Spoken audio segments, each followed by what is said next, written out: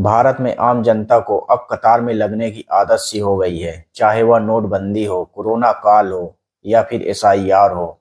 अब Iran Israel युद्ध का असर भारत पर दिखता नजर आ रहा है। इस बार की कतार गैस सिलेंडर से शुरू हो गई है। इसमें आम आदमी को सबसे ज्यादा परेशानियों का सामना करना पड़ रहा है, जबकि इस वार का खामियाजा पूरी दुनिया भुगत रही है। जब ईरान और इजराइल के बीच तनाव बढ़ा और तेल आपूर्ति प्रभावित हुई, तब भारत के पेट्रोल पंप पर कतारें लग गईं।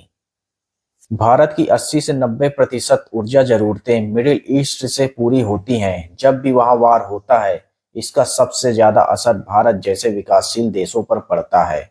वहीं अमेरिका के दबाव में आकर भारत ने रूस से तेल आयात घटाकर टोटल मिडिल ईस्ट पर निर्भर हो गया है, जो कि पहले 46% तेल रूस से आता था, जो अब घटकर बहुत कम हो गया है। रूस से दूरी बनाने के बाद भारत पूरी तरीके से मिडिल ईस्ट पर निर्भर हो गया है। अब यह निर्भरता भारी पड़ रही है, क्योंकि ईरान से रिश्ते खराब दिखते नजर आ रहे हैं। इसलिए हमें किसी भी देश से रिश्ते खराब नहीं करने चाहिए।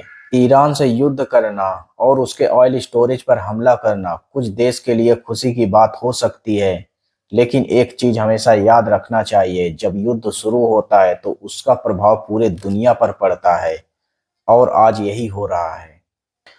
आज भारत के कुछ राज्यों में घरेलू सिलेंडर के लिए लोगों की कतारें लगना स्टार्ट हो चुकी हैं। इस युद्ध का सबसे ज्यादा प्रभाव भारत जैसे देशों पर पड़ता दिख रहा है।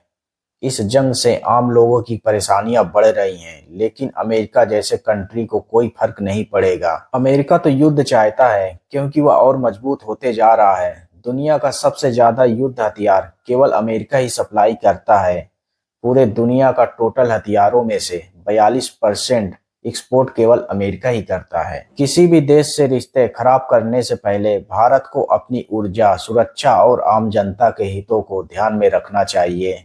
युद्ध किसी के लिए खुशी का मौका नहीं, बल्कि यह पूरी दुनिया के लिए एक संकट है। युद्ध सिर्फ मैदान में ही नहीं, बल्कि आम आदमी की जेब और रोजमर्रा की जिंदगी में भी लड़ा जाता है। भारत को चाहिए कि वह अपनी विदेश नीति ऐसी बनाए जिससे उसकी आम जनता को लाइन में लगना ना पड़े।